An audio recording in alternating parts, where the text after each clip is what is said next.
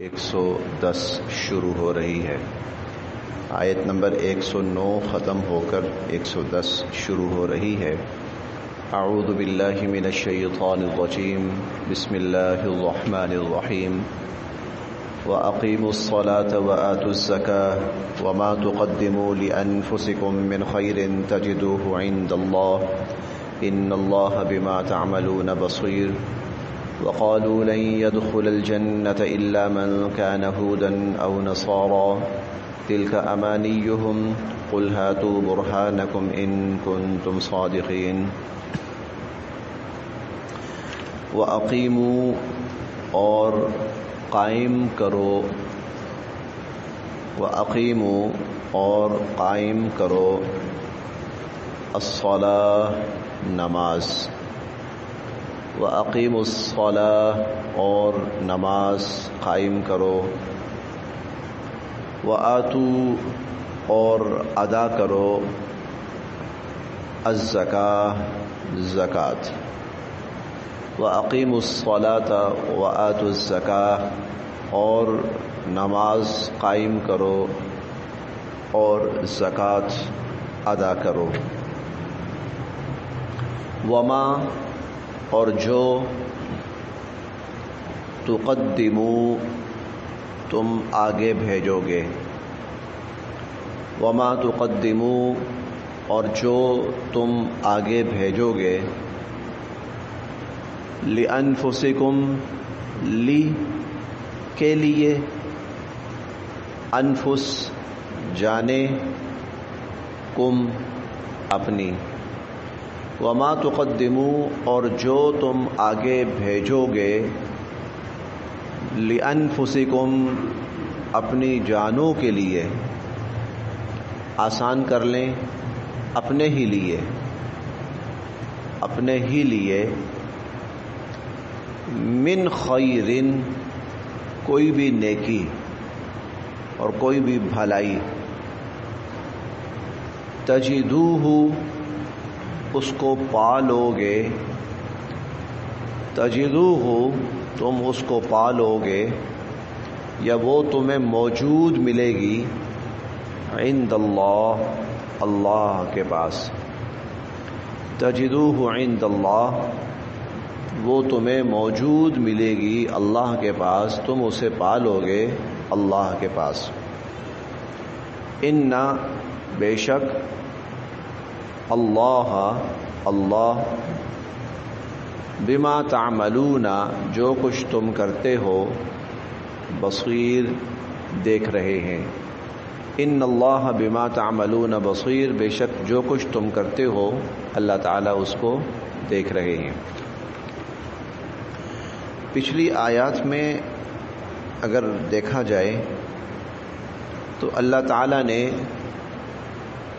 بالخصوص یہود اور عموماً یہود و نصارہ، بالخصوص یہود اور عموماً یہود و نصارہ، ان کے بارے میں فرمایا کہ وہ انہیں تمہارا مسلمان رہنا گوارا نہیں ہے، اور تمہیں اللہ تعالیٰ کی طرف سے جو انعامات ملے ہیں، ایمان، قرآن، نبی پاک صلی اللہ علیہ وسلم، اسلام کی دولت، وہ انہیں برداشت نہیں ہے، اور وہ چاہتے ہیں کہ کسی نہ کسی طرح تمہیں کافر کر کے چھوڑیں۔ اب ظاہر ہے اس کے لیے وہ بڑی ایڑی چوٹی کا زور لگائیں گے اور سازشیں کریں گے، اور آج ہم سب کے سامنے ہے ان کا حال۔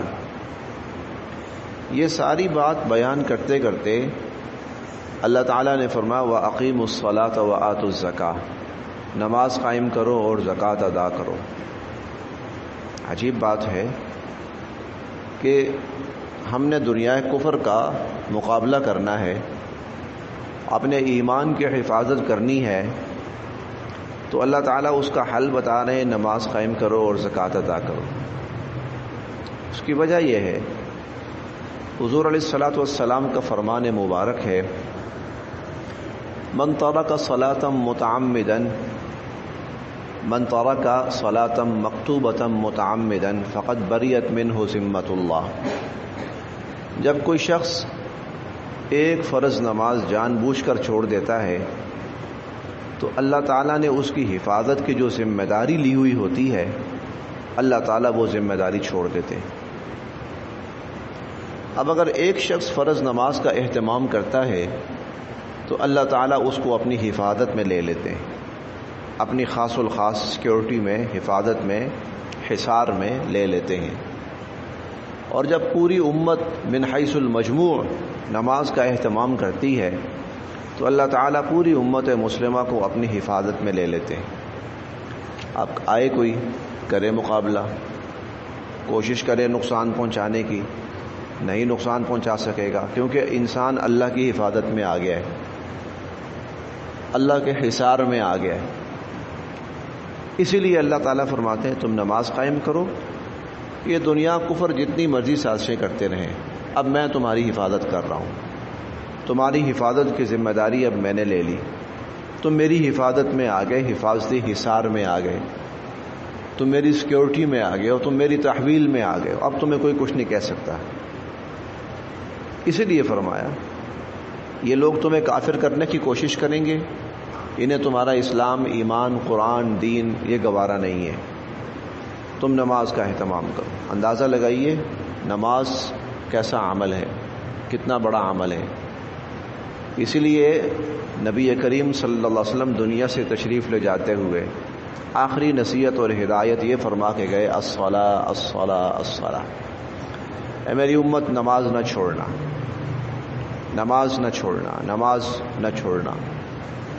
اور حضور علیہ الصلوۃ والسلام کا نماز کے حوالے سے معمول یہ تھا جب نماز کا وقت ہوتا تھا ساری دنیا سے آپ ایک طرح سے آپ یوں کہہ لیں کہ بیگانے سے ہو جاتے تھے، جیسے کسی سے کوئی تعلق ہی نہیں ہے۔ تو وَأَقِیمُوا الصَّلَاةَ، نماز قائم کرو، یہ معمولی چیز نہیں ہے، یہ عام چیز نہیں ہے، اس پر بڑی تفصیل کے ساتھ وقتاً فوقتاً گفتگو ہوتی بھی رہتی ہے۔ انشاءاللہ اللہ نے چاہا ہم 9واں پارہ جب پڑھیں گے تو 9ویں پارے میں ہم پڑھیں گے کہ فخلف من بعدہم خلف، انبیاء علیہم السلام کے بعد کچھ نااہل لوگ آئے، یعنی جب وہ دنیا سے تشریف لے گئے پھر اچھے لوگ آہستہ آہستہ ختم ہونے لگے اور پھر کچھ نااہل لوگ آئے۔ سب سے پہلی نااہلی کیا ہوئی؟ اضاعوا الصلاۃ، انہوں نے نمازیں ضائع کرنا شروع کر دی، انہوں نے نمازیں ضائع کرنا شروع کر دی۔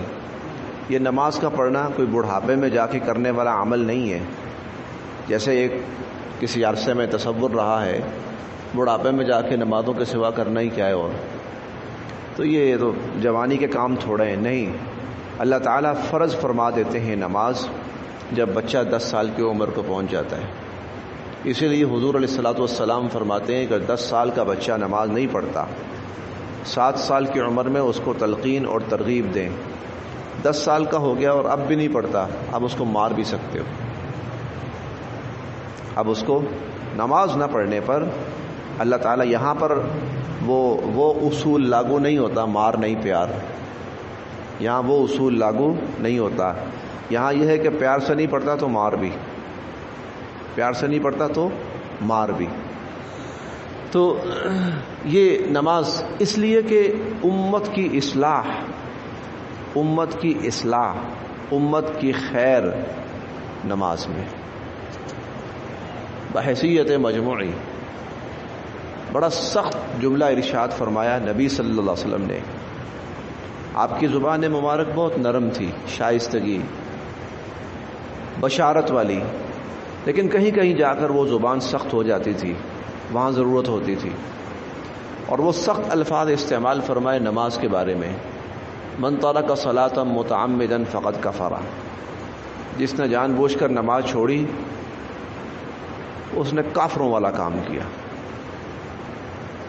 امت مسلمہ میں ایک طبقہ ایسا بھی گزرا ہے جو کہتا تھا کہ فقط کفارہ کا مطلب یہ ہے کہ وہ شخص کافر ہو گیا ہے، جان بوجھ کر نماز چھوڑنے والا کافر ہو چکا ہے، اب اس کو دوبارہ کلمہ پڑھ کر دائرہ اسلام میں داخل ہونا پڑے گا۔ ایک طبقہ ایسا بھی گزرا ہے، لیکن امت مسلمہ کے اہل علم حضرات کی مجموعی رائے اس حوالے سے یہ ہے کہ اس نے بہت ہی غلط کام کیا. وہ یوں سمجھیے کہ بس اسلام کے کنارے پر پہنچ گیا، لیکن بہرحال دائرہ اسلام سے خارج نہیں ہوا. لیکن یہ حرکت کسی بھی صورت میں نظر انداز کیے جانے کے قابل نہیں ہے.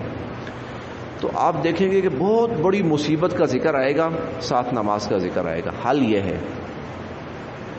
حل اس کا یہ ہے. ہم انشاءاللہ ابھی دوسرا پارہ شروع ہوگا، وہاں اللہ تعالیٰ عجیب بات ارشاد فرمائیں گے، اور وہ یہ کہ وَلَنَبْلُوَنَّكُمْ بِشَيْءٍ مِّنَ الْخَوْفِ وَالْجُوعِ وَنَقْصٍ مِّنَ الْأَمْوَالِ.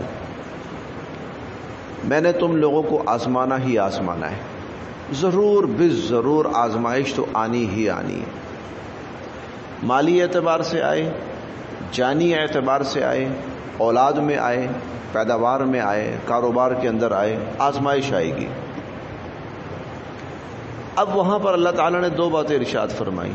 فرمایا استعینوا بالصبر والصلاۃ. تم نے کیا کرنا ہے؟ دو چیزوں کے ذریعے مدد حاصل کرنی ہے، ایک نماز اور ایک صبر. پہلی چیز نماز ہے. بڑی سے بڑی مشکل آئے گی، انسان یوں سمجھے گا کہ میں مرنے والا ہو گیا، اور یوں سمجھے گا کہ میرا اربوں خربوں کا کاروبار ٹھپ ہو کر رہ گیا، میں فلاپ ہو کر رہ گیا، میں آسمان سے گر کر زمین پہ آ چکا ہوں اور زمین کے اندر دھنس چکا ہوں. میں نماز پڑھوں، نماز پڑھو اور صبر کرو، غلط راستے پہ نہ چلنا. وَأَقِیمُوا الصَّلَاةَ، اور نماز قائم کرو. وَآتُوا الزَّکَاةَ، اور زکوٰۃ ادا کرو. ایک زمانے میں، اب تصور چینج ہو رہا ہے. ایک زمانے میں جب کوئی قاری صاحب یا مولوی صاحب کسی بچے کو ترغیب دیتے تھے، بیٹا آؤ نماز پڑھو، نماز کی طرف آؤ، اور وہ بچہ نماز پڑھنا شروع کر دیتا تھا، تو کہا جاتا تھا اس کو مولوی نہیں بنانا ہم نے، اس کو مولوی. تو قرآن کریم ان سب ہمارے باطل تصورات کی نفی کر رہا ہے. ہر مسلمان پر اللہ تعالیٰ کی طرف سے لازم ہے، اور اگر وہ نماز نہیں پڑھتا تو پھر اس کا اسلام خطرے میں. وَأَقِیمُوا الصَّلَاةَ، اور نماز قائم کرو. ہم یہ بھی پڑھیں گے، یہ ہم پڑھیں گے 21ویں پارے میں، وَأَقِیمُوا الصَّلَاةَ وَلَا تَکُونُوا مِنَ الْمُشْرِکِینَ. نماز قائم کرو اور مشرک نہ بن جانا. نماز کا چھوڑنا انسان کو شرک کی طرف لے جانے والا ہے. وَأَقِیمُوا الصَّلَاةَ، نماز قائم کرو. وَآتُوا الزَّکَاةَ، زکوٰۃ ادا کرو. دوسری چیز زکوٰۃ ہے، دوسری چیز زکوٰۃ ہے. اس امت کے لیے سب سے بڑا فتنہ، وَفِتْنَةُ أُمَّتِي المال، وہ ہے مال.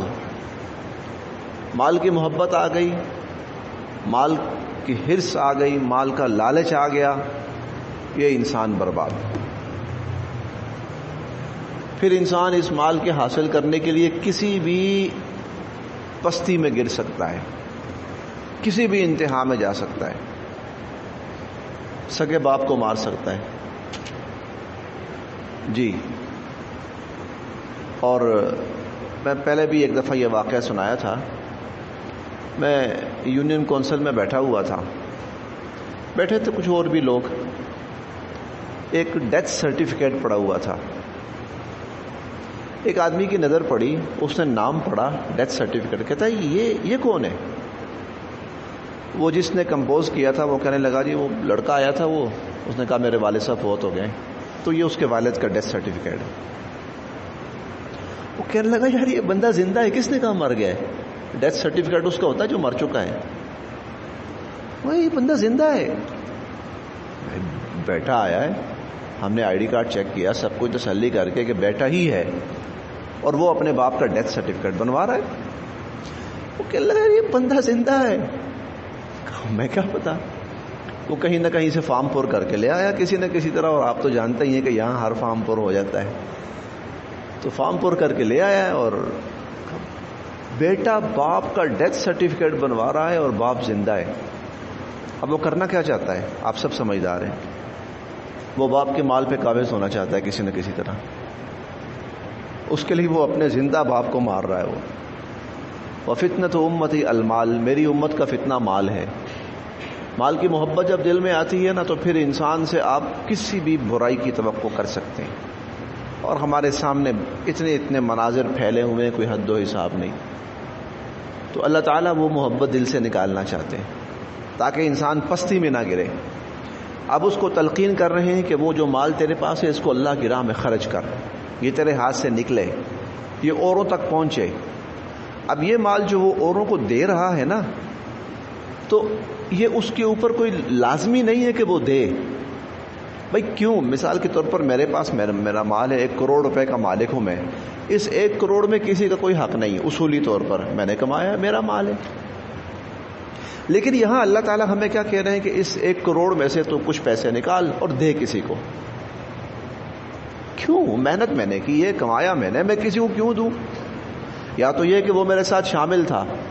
اللہ تعالیٰ دراصل ہمیں عادت یہ ڈالنا چاہتے ہیں کہ ہم لوگوں کے اندر اپنا مال خرچ کرنے والے بنے، تاکہ وہ ہمارے دل کے اندر جو مال کو سمیٹنے کی اور کھینچنے کی محبت ہے نا وہ نکلے اور ہمارے اندر دینے کی عادت پڑے. اب جب یہ مال جائے گا نا تو جاتے جاتے یہ ہمارے اندر سے بہت سی خامیاں نکال کے لے جائے گا. کہ وہ مال سمیٹنے اور کھینچنے کی جو محبت ہے نا وہ نکلے گی اور دینے کی صلاحیت اور جذبہ پیدا ہوگا، بخل ختم ہوگا، ایثار اور انفاق یہ صفات پیدا ہوں گی. وآتوا الزکاۃ، اس لیے کہا زکوٰۃ ادا کرو. زکوٰۃ دیکھیں، ہمارے پاس وسائل زیادہ سے زیادہ آ جائیں، ہم زیادہ سے زیادہ وسائل پر قابض ہو جائیں، اس کے لیے دنیا نے انسانیت کے اوپر تباہی، جنگیں اور موت مسلط کی ہے. لاکھوں لوگ مارا ہے، لاکھوں لوگ دنیا کے وسائل پہ ہم قابض. وہ سازشیں، وہ فتنے، وہ قتل و غارت گری کہ زیادہ سے زیادہ وسائل پر ہم قابض ہو جائیں. ہم پڑھیں گے انشاءاللہ 30ویں پارے میں، چھوٹی سی صورت ہے التکاثر. اس کی پہلی آیت ہی یہ ہے الہاکم التکاثر. زیادہ سے زیادہ دنیا کے وسائل، مال و دولت، چیزیں سمیٹنے کی ہوس نے تمہیں برباد کر کے رکھ دیا. حتی زرتم المقابر، اور تم اس کے اندر اتنے ڈوب جاتے ہو یہاں تک کہ موت آ کر تمہیں قبروں میں پھینک دیتی. موت تمہیں قبروں میں پھینک دیتی ہے. تو یہ زیادہ سے زیادہ اس نے دنیا کو برباد کر دیا.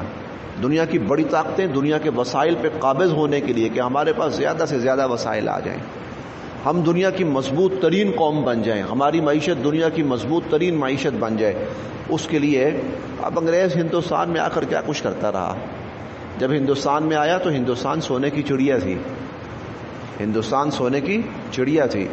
اور جب یہی انگریز یہاں سے سارا کچھ لوٹ لاٹ کے گیا تو پیچھے غربت اور افلاس اور تنگ دستی اور کیا کچھ تھا اس کے.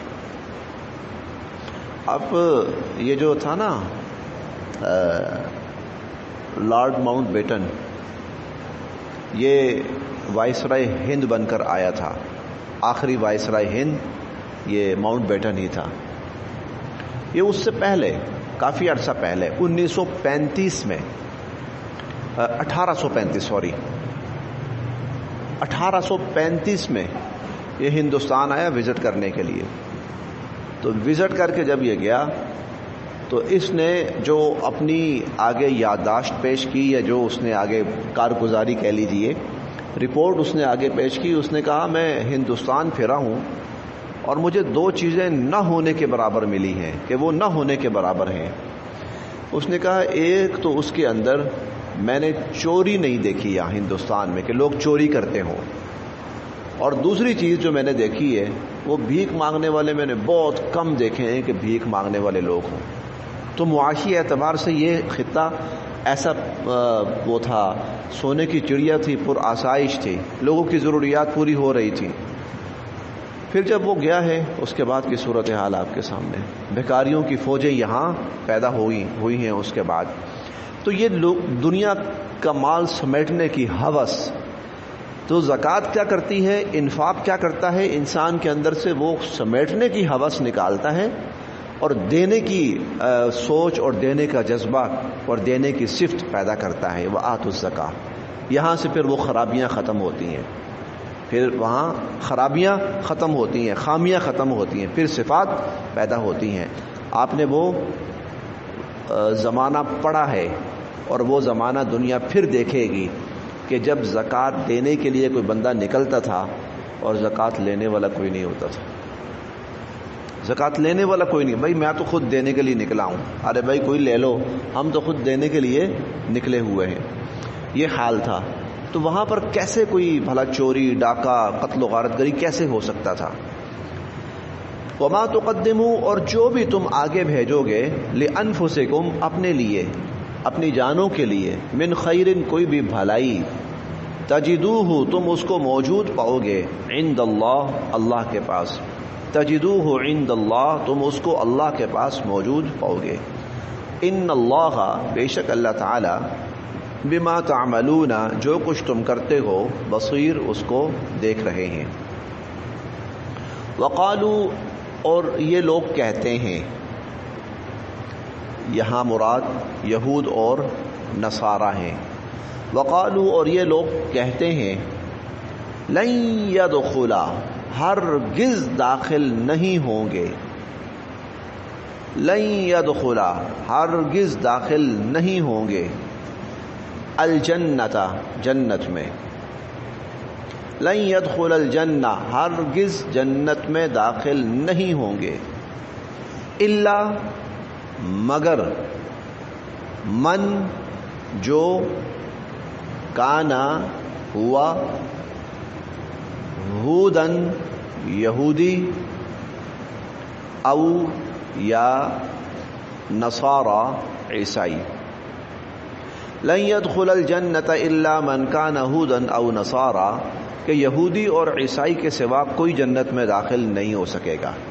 یعنی یہودی کہتے تھے کہ یہود کے سوا کوئی جنت میں داخل نہیں ہو سکے گا، اور عیسائی کہتے تھے کہ عیسائیوں کے سوا کوئی جنت میں داخل نہیں ہو سکے گا.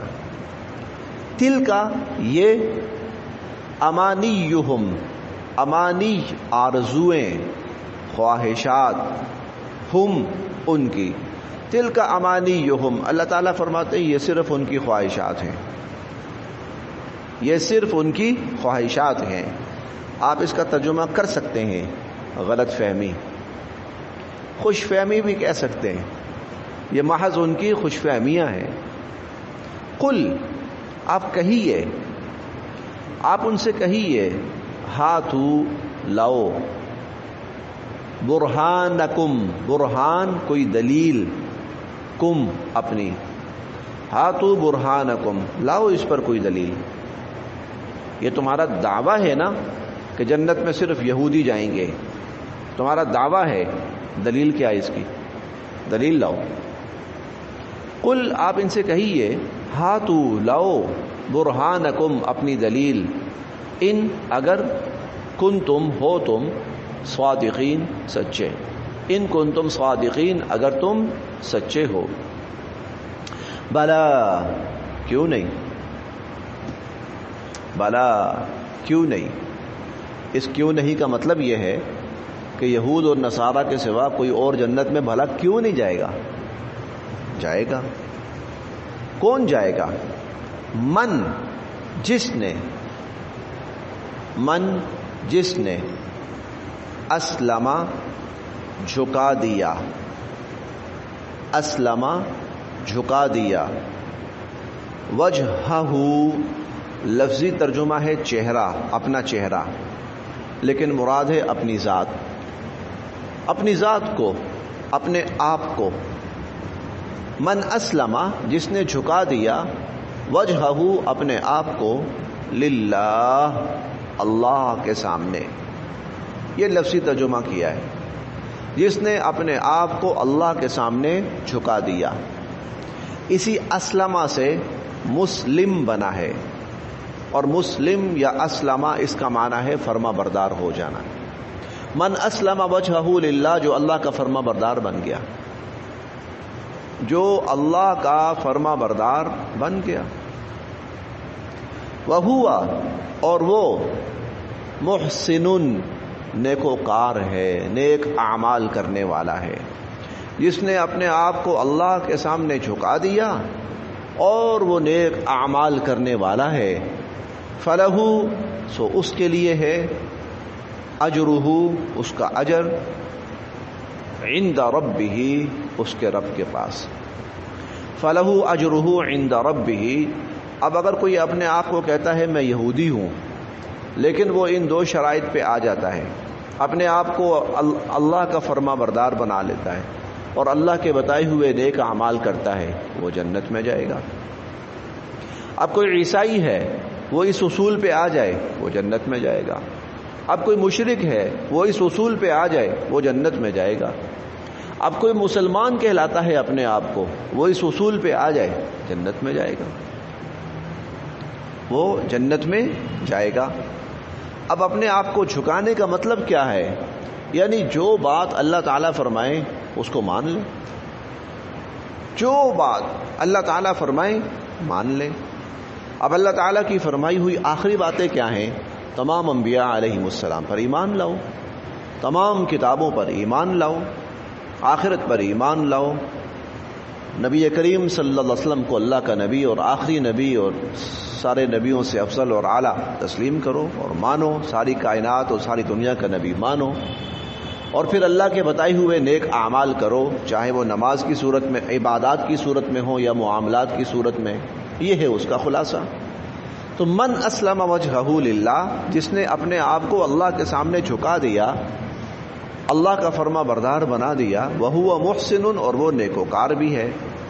اللہ کے سامنے جھکانے سے مراد یقیناً وہ عقائد ہیں جن کا اپنانا ضروری ہے، اور نیکوکار ہونے سے مراد وہ عبادات ہیں جن کی ادائیگی کی تلقین کی گئی ہے۔